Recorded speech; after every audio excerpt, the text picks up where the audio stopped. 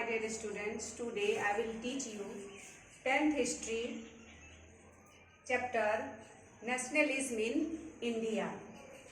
Nationalism in India के अंतर्गत topic rebellion in the country side.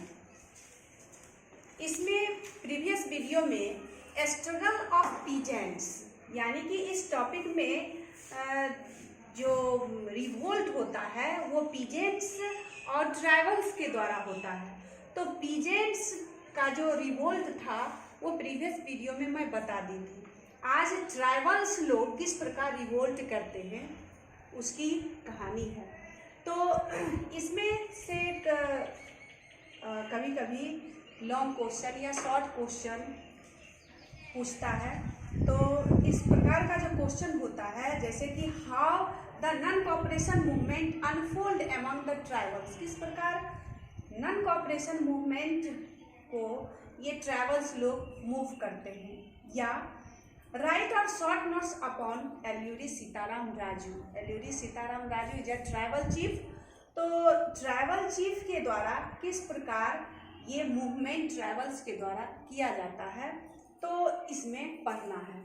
अब इस ट्राइबल्स के ऊपर जो ट्राइबल्स जंगलों में रहते थे उनके ऊपर जब ब्रिटिश ईस्ट इंडिया कंपनी अपनी कॉलोनियल रूल को एडॉप्ट करते हैं तो उनके लिए ये रूल बहुत ही असहनीय होता है. तो वो लोग वहाँ पे गुरिल्ला मूवमेंट से अपना वार या रिवोल्ट करते हैं. तो ये कहाँ की कहानी है. In the Gordon hills of Andhra Pradesh. Andhra Pradesh के गॉर्डन हिल्स में a militant guerrilla movement spread. वहाँ पे गुरिल्ला मूवमेंट फैला हुआ था. The colonial movement had closed large forest area which affected the lives of tribals. उस जगह पे बहुत बड़े एरिया में ट्राइबल्स लोग रहते थे जहाँ पर कि ये कॉलोनियल गवर्नमेंट अपने कॉलोनियल रूल के तहत से उनके जीवन में बहुत ही उथल पुथल मचाते हैं. They declared the forest as state property. और उनको लगता था कि ये प्रॉपर्टी जो है फॉरेस्ट ये स्टेट की प्रॉपर्टी है. जबकि ट्राइबल्स का कहना था कि ये फॉरेस्ट जो है वो हमारी संपत्ति है, ये किन्हीं की संपत्ति नहीं है. लेकिन ब्रिटिश ईस्ट इंडिया को लगता था कि इस फॉरेस्ट में जितने भी वुड्स आते हैं या मेडिसिन प्राप्त होते हैं, ढेर सारे फॉरेस्ट से हमको लवलीवुड के सामान मिलते हैं. तो ये सारे सामान जो फ्री में ट्रैवल्स लोग यूज करते हैं इसके बदले वो हमें टैक्स दें.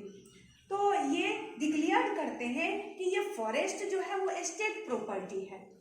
और the tribals will not allow to move freely, collect fruits, practice shifting cultivation और हंट एनिमल्स. यानी कि ट्राइबल्स को ना तो जंगलों में फ्री घूमने की अनुमति थी, ना वहाँ से वो कंदमूल फल को कलेक्ट कर सकते हैं, ना ही वो शिफ्टिंग कल्टीवेशन कर सकते हैं.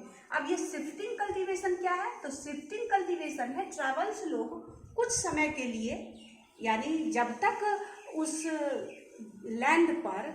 लैंड की फर्टिलिटी जब तक बनी रहती थी तब तक वो 1-2 साल 3 साल तक उस पर एग्रीकल्चर का काम करते थे. जो ही उस सॉइल में फर्टिलिटी खत्म हो जाती थी तो वो उस जमीन को उस लैंड प्रॉपर्टी को छोड़ के दूसरे जगह चले जाते थे.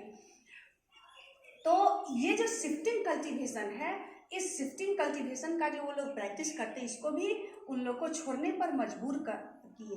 हंट एनिमल्स और ना ही कोई जंगली जानवर को वो मार सकते थे.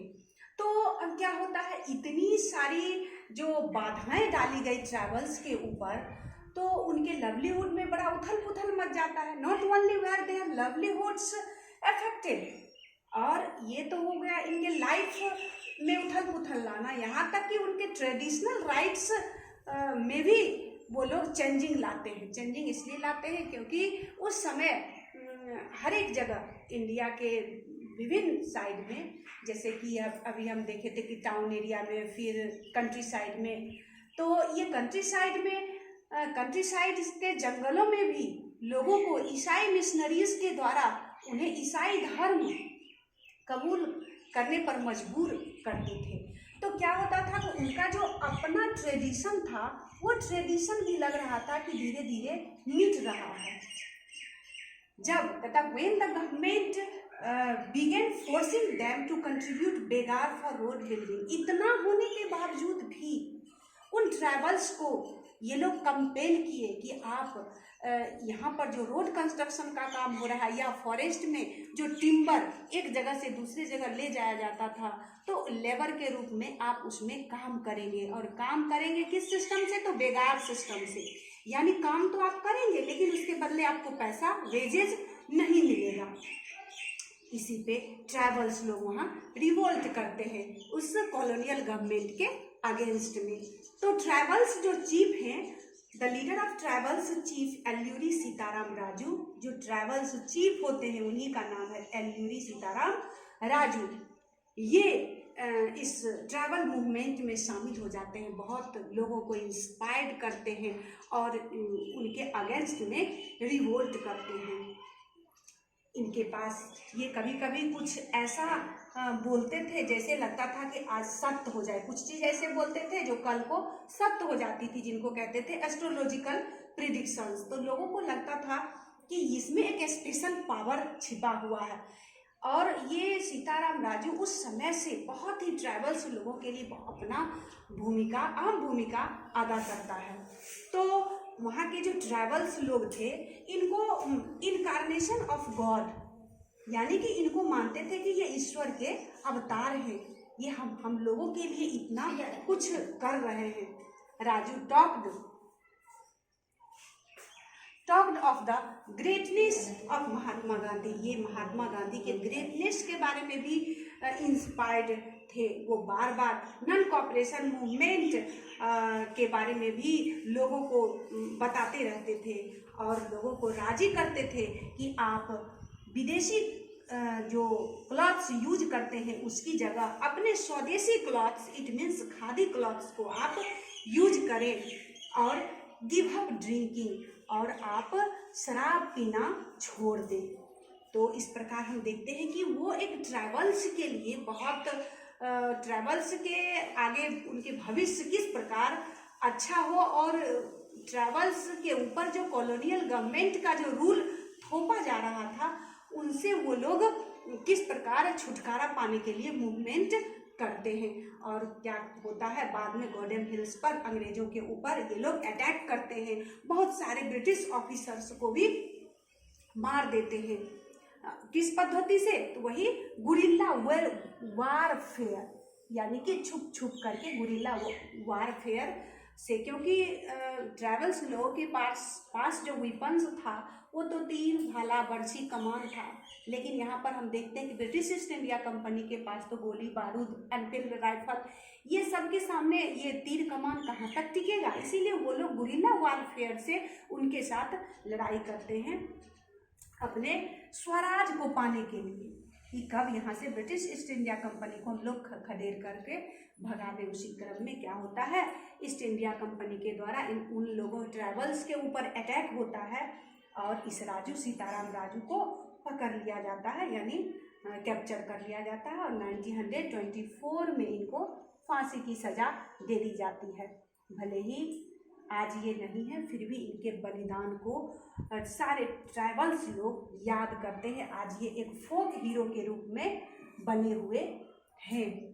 तो इस प्रकार हम देखते हैं कि किस प्रकार ब्रिटिश ईस्ट इंडिया कंपनी के अगेंस्ट में पीजेंट्स और ट्राइबल, यानी पीजेंट्स और ट्राइबल्स का किस प्रकार मूवमेंट होता है।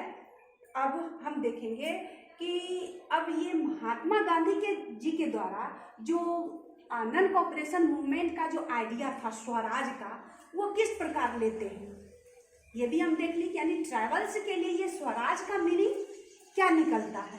अब नेक्स्ट वीडियो में मैं स्वराज इन प्लांटेशन, यानी कि जो प्लांटेशन फील्ड में जो जो पीजेंट्स वहाँ वर्क करते हैं उनके लिए ये स्वराज, यानी गांधी जी के द्वारा चलाया गया जो नॉन कॉपरेशन मूवमेंट है उनमें स्वराज का उनके लिए क्या मीनिंग निकलता है, नेक्स्ट वीडियो में मैं बताऊंगी। धन्यवाद।